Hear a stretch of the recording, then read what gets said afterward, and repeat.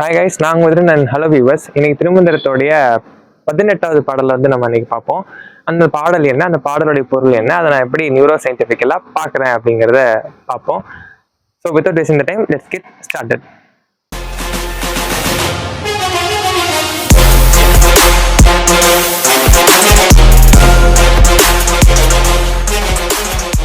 சரி, இப்போ நான் வந்து இந்த பாடலை உங்களுக்கு பாடி காமிச்சிடுறேன்.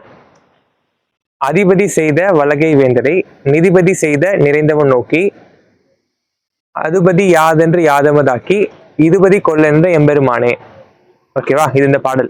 இப்போ இந்த பாடலை வந்து நான் எப்படி வந்து நியூரோ சயின்டிஃபிக்கலா அண்ட் ஆல்சோ இந்த பாடலுடைய பொருள் என்ன அப்படிங்கிறத ஒன்னா நான் உங்ககிட்ட ஷேர் பண்றேன். இந்த பாடலுடைய பொருளை சொல்றேன்.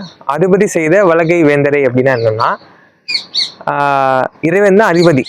சிவன் அப்படிங்கிற ஒருத்தர் தான் அதிபதி, எல்லாத்துக்கும் அவர் தான் அதிபதி.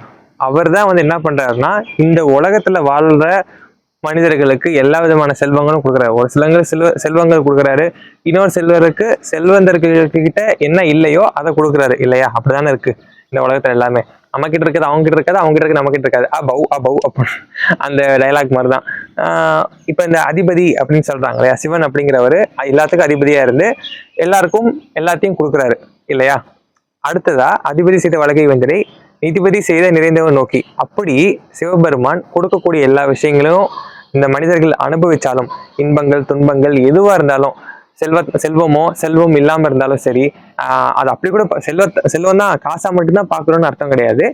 நம்ம வந்து அதை இப்படியும் பார்க்கலாம், இன்பம் துன்பமா பார்க்கலாம், வெற்றி தோல்வியா பார்க்கலாம். இப்படி எல்லா விதமான உணர்வுகள்லையும் சிவன் இருக்காரு. அதுக்கு எல்லாத்துக்கும் அதிபதி அவர் தான். அப்படி அவர் எல்லா வித உணர்வுகள்லையும் வந்தாலும் அவர் வந்து என்ன சொல்றாரு அப்படின்னா, நிதிபதி செய்த நிறைந்தவன் நோக்கி. இப்படி அவர் வந்து எல்லா உணர்வுகள்லையும் நம்ம கிட்ட இருந்தாலும் நம்மளுடைய மூளையை யூஸ் பண்ணி இரு இது வந்து இதெல்லாம் தப்பு, இதெல்லாம் பண்ணக்கூடாது, இதை தாண்டி ஒரு உணர்வு இருக்குன்னு நம்ம பிரெயின் கிட்ட நம்மளே எப்போ வந்து ஒரு நிலையை ரீச் பண்றோமோ, அப்ப நம்மளாம் ஆட்டோமேட்டிக் என்ன பண்றோம்னா, அவர் கொடுத்தாலும் நம்ம அடுத்து இன்னும் அவரையே நம்ம வந்து வழிபடணும். அவர் எல்லாம் செல்வங்கள்லாம் நம்ம கிட்ட வந்து சேர்றாரு, நம்ம கிட்ட வந்து ஒரு அன்பா சேர்றாரு, ஒரு கோபமா இருக்காரு, ஒரு ஆசையா இருக்காரு. இப்படி ஆசைகள் மூலியமாவும் சரி, கோபங்கள் மூலியமாவும் சரி, வெற்றி தோல்விகள் மூலியமாவும் சரி, இன்ப துன்பங்கள் மூலியமாவும் சரி, இப்படி எல்லா வழியிலையும் சிவன் நம்ம கிட்ட இருக்கிறாரு. ஆனா உண்மையா அந்த சிவனையே நம்ம அடையணும் அப்படின்னா இது எல்லாம் விட்டுட்டு நம்ம போகணும். அதுதான் நிதிபதி செய்த நிறைந்தவன் நோக்கி. இந்த நிதிபதிகள் அப்படின்னா இது எல்லாத்தையும் உணரக்கூடியவங்க, இந்த அவர் கொடுக்கக்கூடிய எல்லா செல்வங்களையும் எல்லா உணர்வுகளையும் உணரக்கூடியவங்களே அது வேணான்னு விட்டுட்டு அவரை உணர போறாங்க அப்படிங்கறத சொல்றாங்க. நிதிபதி செய்த நிறைந்தவன் நோக்கி அதுபதி யாதென்று யாதமதாக்கி. அதாவது சிவன் அடைய போறாங்க சொல்றாங்க.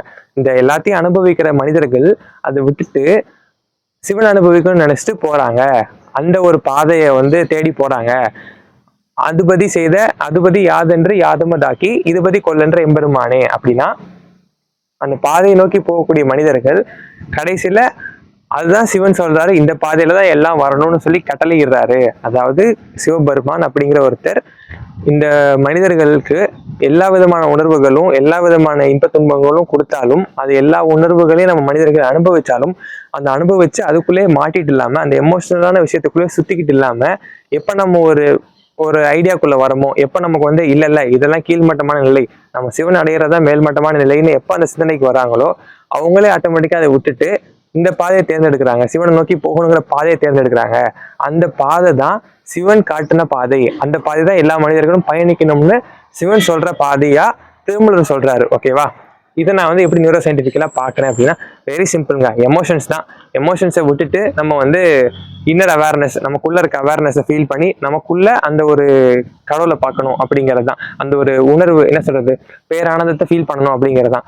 இதுல டீப்பா நீங்க சயின்ஸை பார்த்தீங்கன்னா ரெண்டே விஷயம் தான். அந்த எமோஷனல் டாமினன்ஸ்ல இருந்து இன்டெலிஜென்ட் டாமினன்ஸுக்கு மாறுறது. எமோஷனல் டாமினன்ஸ்னா ஹிப்போதலாமஸ், அந்த என்ன சொல்றது, ஹிப்போதலாமஸ் இருக்கு, ஹைப்போகேம்பஸ் இருக்கு, அமிக்டலா இருக்கு. இந்த மாதிரி லிம்பிக் சிஸ்டமோடைய டாமினன்ஸ்ல இருந்து கொஞ்சம் கொஞ்சமா மெடிடேஷன் மூலியமா கம்மி பண்ணி ப்ரீஃப்ரான்டல் கார்டெக்ஸ், இன்சுலா அப்படிங்கிறது இப்போ நான் பேசிட்டு இருக்கேன் அப்படிங்கிறது தெளிவு. நான் பேசிட்டு இருக்கிறத கவனிச்சுக்கிட்டு இருக்கேன்னு எனக்குள்ளேயே நான் பேசுற வார்த்தைகளை கவனிக்கிறது மெட்டா அவேர்னஸ். இப்போ இந்த மெட்டா அவேர்னஸ் வந்து நான் என் கண்ட்ரோல்குள்ள கொண்டு வரணும்னு வச்சுக்கோங்களேன். இப்போ நான் பேசிட்டு இருக்கேன்னா அது வந்து ஒரு கான்சியஸ்னஸ். நான் பேசிட்டு இருக்கிறத ஒவ்வொரு வார்த்தையும் நான் கவனிச்சிட்டு இருக்கேன்னு எனக்குள்ள இருந்து நான் அதை பார்த்துட்டு இருக்கேன் அப்படின்னா அது மெட்டா அவேர்னஸ். மெட்டா அவேர்னஸ்ன்னு சொல்லுவாங்க. அதுக்கு பேர் மெட்டா காக்னிஷன், மெட்டா அவேர்னஸ் அதுக்கு பேர் இருக்கு. ஸோ இப்படி அந்த மெட்டா அவேர்னஸை ஃபீல் பண்ண வைக்கிறது இன்சுலா அப்படிங்கிற ரீஜியன் தான். அது ஆக்டிவேட் ஆகணும், ப்ரீஃப்ரான்டல் கார்டெக்ஸ் ஆக்டிவேட் ஆகணும். இதெல்லாம் பண்றப்போ எமோஷனல் டாமினன்ஸ் கம்மியாகி பிஎஃப்எஸ் இந்த ப்ரீஃப்ரான்டல் கார்டெக்ஸோட ஒர்க் இன்சுலாவோட கண்ட்ரோல் அதிகமாகும். அப்போ ஆட்டோமேட்டிக்காக நம்மளால அந்த இன்ஃபைனைட் ஹாப்பினஸை ஃபீல் பண்ண முடியும். அது நேச்சுரலாக பண்ணுறதுக்கு ஒரே ரீசன் மெடிடேஷன் தான். பட் இதுதான் நியூரலி நம்ம வந்து சர்க்யூட்டை சேஞ்ச் பண்ணி நியூரல் சிங்க்ரோனி எல்லாம் ஒன்றா ஒர்க் ஆகிற ஒரு நிலை. எல்லா ஃபங்க்ஷன்ஸும் நார்மலாக பட் அதே சமயம் ஒன்றா ஒரே சமயத்தில் அதோடைய ஒர்க்கிங்ஸ் இருக்கணும். அதுதான் நியூரல் சிங்க்ரோனி. அண்ட் அப்படி நம்ம மாறுற ஸ்டேஜில் we can feel the God அப்படிங்கிறது அந்த பாடலுடைய பொருள்.